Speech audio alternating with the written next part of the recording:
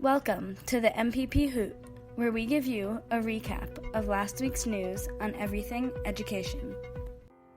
Last Tuesday, the Department of Education announced changes that will allegedly move millions of people closer to debt forgiveness. At least roughly 40,000 borrowers will see their federal student debt canceled immediately.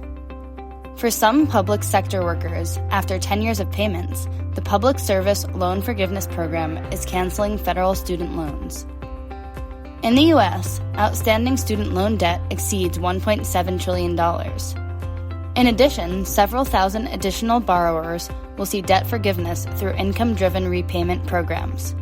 The Department of Education also announced on Tuesday that it will be looking to end what's called forbearance steering. This refers to when a borrower is guided by loan servicers to choose forbearance to pause their federal student loan payments instead of other repayment options.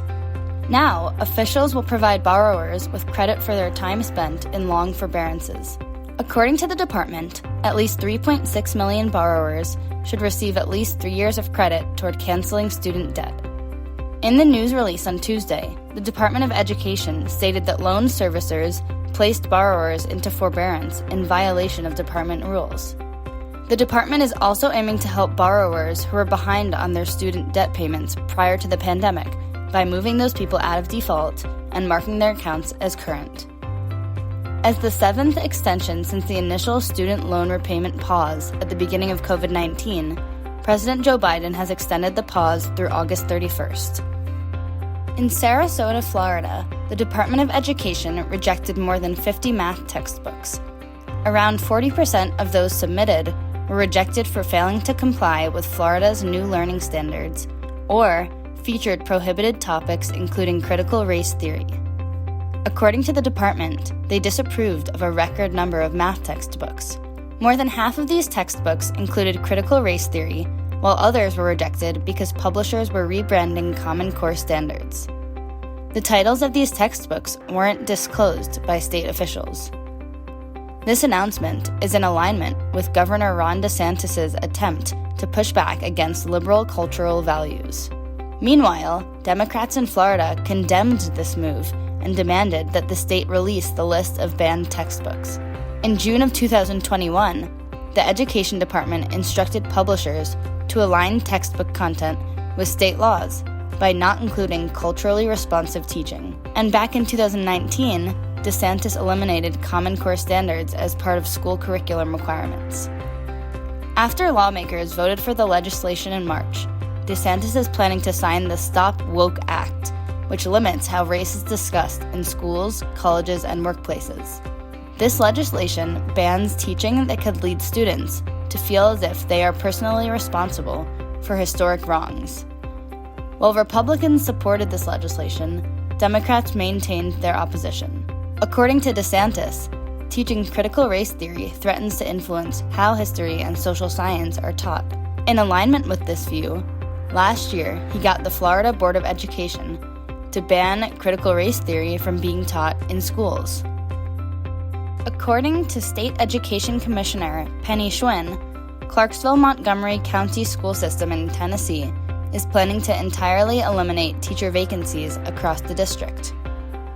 Through the 2019-2020 school year, the district experienced a shortage of 80 teachers.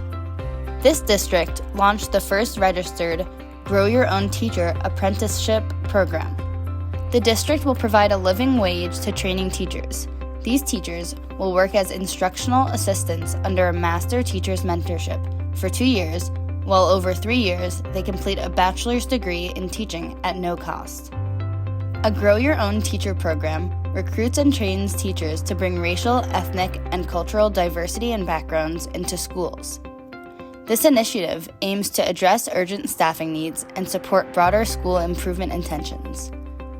Currently, Tennessee has 65 Grow Your Own partnerships, which include 14 educator preparation providers and 63 districts. Teachers that go through residency or apprenticeship programs are actually 90% more likely to remain in the same school during the third year of their teaching career. Using Grow Your Own programs through grants can expand access to the teaching sector in rural or lower-income communities. Plus, teaching candidates are more likely to come from diverse backgrounds if they are trained through Grow Your Own programs. Last week, on Earth Day, the U.S. Department of Education announced the 2022 U.S. Department of Education Green Ribbon Schools District Sustainability Awardees and Post-Secondary Sustainability Awardees. For their innovative environmental and sustainability efforts, schools, districts, and post-secondary institutions are being honored across the country. Additionally, one state education official is recognized yearly. This year's recognized official is John Long, a school architect in the North Carolina Department of Public Instruction. The awardees were named from a pool of candidates nominated by 19 states. The administration's plan for building better school infrastructure in order to build more sustainable schools includes investments from the Bipartisan Infrastructure Law and American Rescue Plan. Some goals here are to improve energy efficiency at school, support electric school buses, and improve funding for lead and water testing and remediation. The Elementary and Secondary School Emergency Relief Program and state and local fiscal recovery funds have supplied more than $470 billion towards states and districts to help schools stay open. Most recently, the Education Department proposed an Office of Infrastructure and Sustainability and a National Clearinghouse on Infrastructure and Sustainability as part of the President's fiscal year 2023 budget request to support schools in improving their sustainability. An English teacher, Holly King-Mand, has set up free online English classes for Ukrainian children. The teacher said that she had initially offered free passes to refugees for her regular classes and saw a ton of interest. So she set out to create a bespoke class to help refugees learn to listen, talk, and write English. Holly already has over 55 families registered.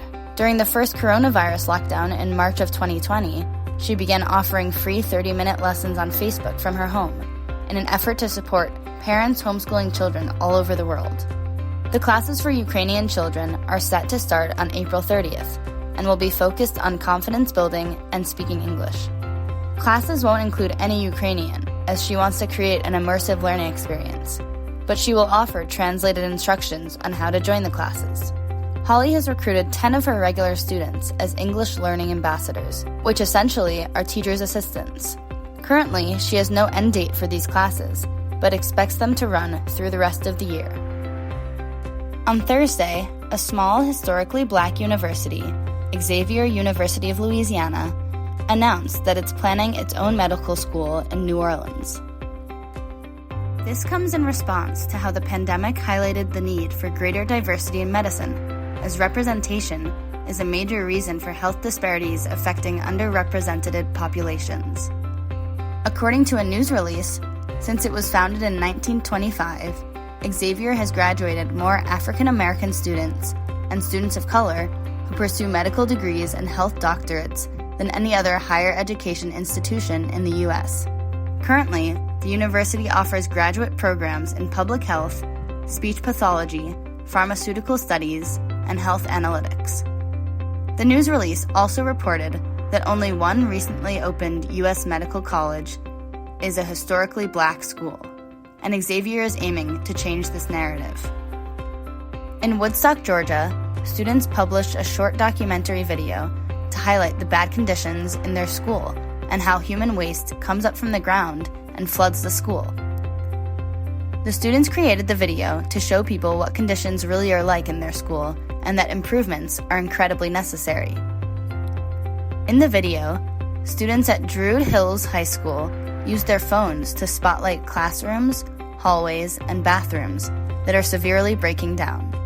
For instance, plaster is falling off the walls, water is dropping around electrical outlets, and there is a ton of leakage. This school has been around since the 1920s and is one of the oldest in Georgia. The students created the video, understanding that when you see these conditions, it's more impactful than simply telling someone about it. The students created the video after the DeKalb County School Board removed Druid Hills from a list of schools that most urgently needed renovations. Thus far, the video has gained more than 27,000 views since it's been posted on YouTube. As a result, there's been outrage coming from parents in the area. Now, the DeKalb County School Board will consider modernizing the Druid Hills High School, and they have a meeting set to address the issue. Thanks for watching. Make sure to like and subscribe so you don't miss next week's